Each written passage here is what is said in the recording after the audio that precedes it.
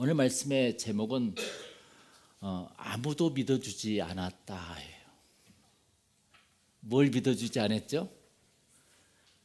요셉의 꿈을 아무도 믿어주지 않았다. 그래서 제가 제목이 길어서 그냥 아무도 믿어주지 않았다라고만 했습니다. 요셉의 꿈이에요. 요셉의 꿈. 전번에 서점에 갔더니 이런 책이 있었어요. 꿈이 있는 아내는 늙지 않는다. 맞습니까? 네. 김미경 씨가 썼던 책인데 유명한 강사죠.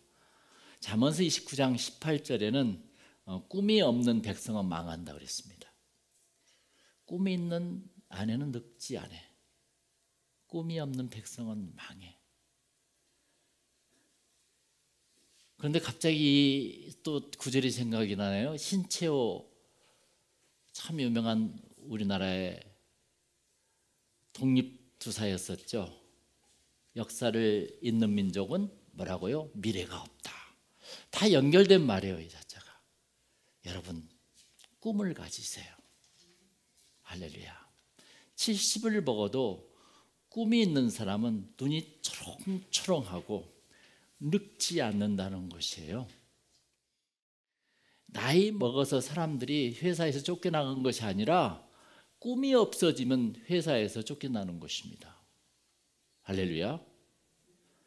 여러분, 켄터키 치킨 할아버지가 몇 살 때부터 켄터키 치킨 했죠? 성공했죠? 64세. 아브라함이 몇 살 때 꿈을 갖기 시작하죠? 70세. 모세는 몇 살에 출애굽을 시키려는 하나님의 계시를 받았습니까?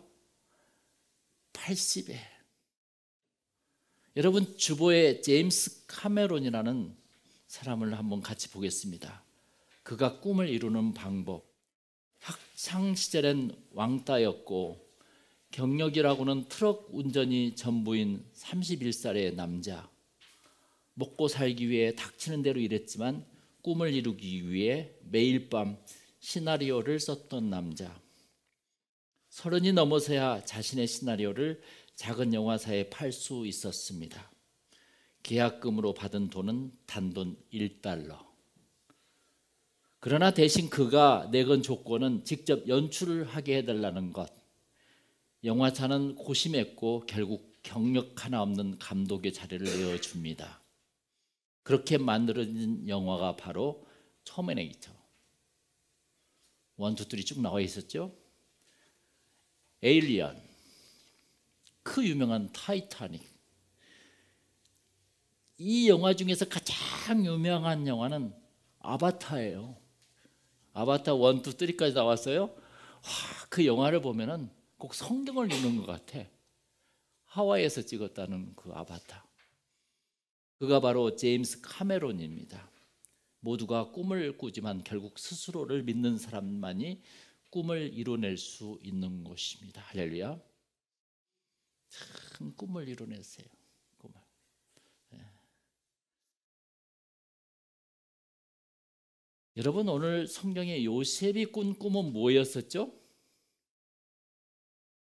우리 다 같이 9절 읽어보겠습니다. 창세기 37장 9절 시작. 요셉이 다시 꿈을 꾸고 그의 형들에게 말하여 이르되 내가 또 꿈을 꾼즉 해와 달과 11별이 내게 절하더이다 하니라 그랬습니다. 해와 달과 11별이 내가 절하는 꿈이었었어요. 그러나 요셉의 꿈을 아무도 믿어주지 않았어요. 그게 오늘 제목이에요. 하물며 아버지 야곱도 꾸짖으면서 믿어주지 않았다니까요.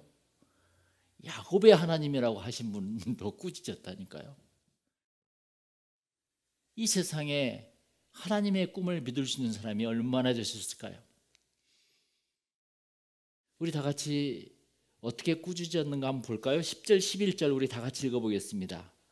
그가 그의 꿈을 아버지와 형들에게 말하며 아버지가 그를 꾸짖고 그에게 이르되 네가 꾼 꿈이 무엇이냐? 나와 너의 어머니와 너의 형들이 참으로 가서 땅에 엎드려 내게 절하겠느냐? 그의 형들은 시기하되 그의 아버지는 그 말을 간직해 두었더라 했습니다. 결국은 그 꿈은 22년 후에 이루어집니다. 할렐루야. 이루어져요. 엄청난 유대 민족이 그로 인해서 형성이 됩니다. 하나님의 꿈은 일반적으로 사람들이 믿지 못해요. 사실 하나님의 꿈을 믿는다면 그건 꿈이 아니죠. 사실 하나님의 꿈이 아니죠. 믿지 못하는 것이 정상입니다. 왜 그럴까요? 이것은 미래에 일어날 일에 대한 계시이기 때문에 그래요. 계시이기 때문에. 우리들의 인생의 방향은 과거에서 현재로 흐릅니다. 그러나 하나님은 미래에서 현재로 흘러요. 할렐루야. 그게 바로 제가 책을 갖고 왔는데 그 유명한 윌리엄 몰트만 오시는 하나님, 그분의 제자가 저를 가르쳐서 저는 그분의 제자 할아버지예요. 이분이. 이 책을 얼마나 그분은 중요하게 여기는지, 이 책을 공부하면서 얼마나 참 고생을 많이 했는지 모릅니다. 그 중에서 62페이지에 이런 말이 있어요. 미래란 뜻은 future, advent 두 가지 뜻이 있대요. 그래서 미래를 표현하기 위해서 유럽의 언어들은 두 가지 가능성을 가진다 이렇게 하면서 future는 되는 것을 가리키고 advent는 오는 것을 가리켜요. 그러니까 되는 미래가 있고 오는 미래가 있어요. 그렇죠? 이와 함께 시간의 두 가지 다른 표상이 결합되어 있다 이렇게 이야기합니다. 그러면서 종말론을 이야기를 쭉 하거든요. 여러분, 성경의 대부분은 오는 미래예요. 어드벤트. 여러분 대림절을 어드벤트라고 그러죠? 그러나 이 세상은 돼가는 미래야. 과거, 현재, 미래 이렇게 흐르기 때문에. 그러나 하나님의 역사는 미래, 현재, 과거 이렇게 흘러가요. 그러니 우리 인간이 하나님의 말씀을 믿을 수 있어요? 없죠. 이게 요셉의 꿈은 미래에 일어날 사건으로 하나님이 미리 주신 것입니다. 우리들의 삶 속에서도 기도하면 나에게 미래에 일어날 사건을 미리 주셔요. 이게. 그래서 하나님의 꿈을 받은 사람은 말하지 않고서는 견딜 수가 없는 것입니다. 원래 요셉이 17세에 꿈을 꾸었는데 나이가 어려서 그냥 죄질죄질 말한 것이 아니에요. 이 하나님의 말씀을 받은 사람이 있잖아요. 이불을 뒤집어 써도 말하고 싶어요. 그게 말씀이에요. 에레미야를 보십시오. 그는 자기 민족이 망한다는 계시를 받았습니다. 그래서 만나는 사람마다 나라가 멸망할 것이라고 말했어요. 그 말을 누가 좋아했겠었어요. 그런데 그 말씀을 해야 돼. 복음이니까. 그래서 요셉도 자기가 꾼 꿈을 말하지 않고서는 견딜 수가 없었던 것이에요. 사실 하나님이 주셨으니까. 이것이 복음이에요. 이것이. 그래서 복음은 다이나믹, 역동성이 있어요. 만약에 우리들이 예수를 믿는데 예수 이야기를 하지 않아도 괜찮다면 그것은 이미 복음이 아닌 거예요. 복음을 전하지 않아도 두 다리 뻗고 잘 수 있는 것은 복음이 아니기 때문에 그래. 벌써 나한테 올 때 복음이 상해버렸어. 복음이 썩어버렸어. 생생하게 복음이 오면 내가 말을 안 할 수가 없어요. 그게 복음이라는 것입니다. 하나님을 전하지 않아도 불편함이 없는 것은 내가 믿는 하나님은 진짜 하나님이 아니기 때문이라고 했습니다. 복음서에서 예수님의 꿈은 십자가를 지는 것이었어요. 예수님은 제자들에게 그 꿈을 말하지 않을 수가 없었어요. 왜? 복음이니까. 그 어떤 복음서보다도 이 마가복음서는 예수님의 꿈 십자가를 정확히 이야기해 놓습니다. 그래서 꿈을 가진 요셉은 어떻게 되었습니까? 20절 한번 다 같이 읽어볼까요? 창세기 37장 20절 다 같이 시작. 자, 그를 죽여 한 구덩이에 던지고 우리가 말하기를 악한 짐승이 그를 잡아먹었다 하자. 그의 꿈이 어떻게 되는지를 우리가 볼 것이니라 그랬어요. 죽이고 그의 꿈이 어떻게 되는지를 우리가 볼 것이라 그랬어요. 꿈 있는 자는 미움을 받습니다. 꿈 있는 자는 고난이 있습니다. 왜? 그는 그들과 너무 다르니까. 하나님의 사랑과 은혜를 시기하는 사람들이 우리들 주위에 많이 있습니다. 여러분 23절 24절 다 같이 한번 읽어볼까요? 요셉이 형들에게 이르매 그의 형들이 요셉의 옷 곧 그가 입은 채색 옷을 벗기고 그를 잡아 구덩이에 던지니 그 구덩이는 빈 것이라 그 속에 물이 없었더라 그랬습니다. 그렇죠? 결국 요셉은 이복 형제들로 인해서 구덩이에 던져지고 죽기 직전까지 갑니다. 요셉의 꿈이 요셉 자신을 구덩이로 밀어넣게 만들었어요. 그렇죠? 요셉이 꿈을 꾸지 않았다면 굳이 그렇게 구덩이에 들어갈 필요도 없었고 미움을 받을 필요도 없었던 것입니다. 그 후에 요셉의 운명은 어떻게 되었을까요? 36절 다 같이 읽어보겠습니다. 자, 시작. 그 미디안 사람들은 그를 애굽에서 바로의 신하 취니 대장 보디발에게 팔았더라 그랬습니다. 그 꿈은 요셉을 노예로 팔려가게 만들었어요. 뭐가요? 그 꿈이 요셉은 고난의 파도에 밀려 들어가고 있었던 것입니다. 이런 상황에서 일어난 네 가지 일을 우리는 주목할 수가 있어요. 첫 번째가 23절이에요. 왜 형제들이 요셉을 죽이지 않고 웅덩이에 집어넣었을까? 이상하잖아요? 죽일 수도 있었는데.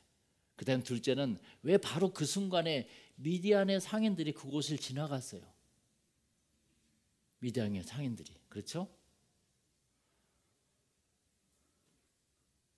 참 그들에게는 향품과 유황과 모략을 싣고 있었다고 했습니다. 어디서 많이 들어본 이야기죠. 그렇죠? 또 세 번째는 28절에 왜 갑자기 유다를 통해 구덩이에 있던 요셉을 그냥 은 20냥에 팔았을까요? 유다가 권유했거든요. 네 번째는 애굽으로 팔려간 요셉이 왜 하필이면 시위대장 보디발의 집으로 갔을까? 여러분 그걸 한번 왜 그런가를 한번 상상해 보세요. 우리는 여기서 하나님의 타이밍을 볼 수가 있습니다. 하나님의 역사성을 볼 수가 있습니다. 하나님의 섭리를 볼 수가 있습니다. 그 사건이 하나님의 뜻에 따라 그때 착착 이루어지고 있었다는 것입니다.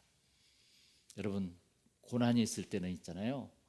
고난을 바라보지 말고 고난 속에서 펼쳐지는 하나님의 뜻을 보라는 것이죠. 할렐루야. 하나님은 피할 길을 주시고 그 상황에 맞게 사람을 보내서 문제를 해결해 주십니다. 이것이 은혜의 서곡이고 우리는 절대로 죽지 않습니다. 망하지 않습니다. 요셉을 향한 하나님의 꿈, 하나님의 계획은 요셉의 나이 30세에 애굽의 총리 대신을 만드는 것이었어요. 이미 하나님은 그걸 결정해 놨어요. 거기에 맞춰 지금 착착 진행되고 있다는 것을 여러분 사건을 통해서 볼 수 있잖아요. 그렇기 때문에 왕의 시위대장인 보디발의 집으로 보내졌다는 것입니다. 그렇죠? 그리고 은 20냥에 팔린 요셉은 은 30냥에 팔린 예수님과 좀 비슷하지 않아요? 그런데 그 누가 팔아요? 유다가 말하잖아요. 그런데 예수님은 가룟 유다가 팔잖아요. 어쨌든 간에 유대인들이 그 다른 형제들이 요셉을 팔게 되는 것입니다. 그렇죠? 예수님도 동족 유대인들에게 고난을 받으셨다는 것입니다. 역사는 지금도 반복되고 있어요. 할렐루야. 그러니까 우리들의 인생이나 우리들의 인생의 시나리오나 성경의 인생을 잘 이렇게 비교해 보면은 하나님은 우리를 통해서 계속 역사하고 계시다는 것입니다. 고난을 받을 때 고난을 받게 하고 그로 인해서 면역 체계를 세우게 하고 사람은 꿈이 있어야 늙지가 않아요. 생동감이 있어요. 다이나믹합니다. 사람이 꿈을 꾸나 그 꿈이 사람을 만들기 때문이죠. 하나님이 주신 꿈은 반드시 이루어집니다. 할렐루야. 꿈을 가진 자는 반드시 또 고난이 있어요. 그러나 하나님은 그 꿈을 극복하게 하시며 면역 체계를 세워 가십니다. 여러분, 오늘 말씀 아무도 믿어주지 않을지라도